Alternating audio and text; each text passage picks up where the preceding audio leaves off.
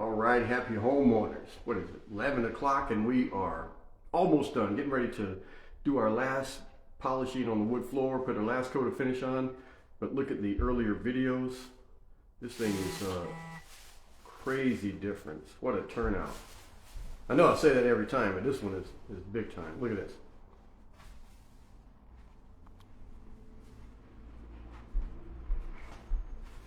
Wow, look at that. Look at that. Can't wait to show you put these together for the before and after videos. What a difference.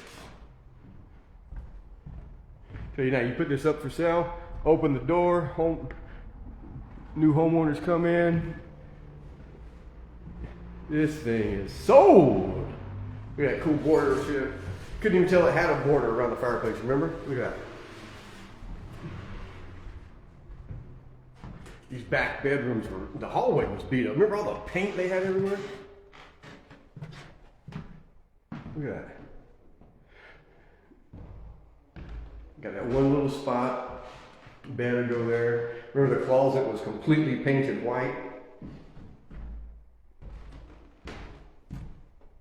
Man, what a difference. All right, you guys, any questions, leave them in the comments. We'll get back to you.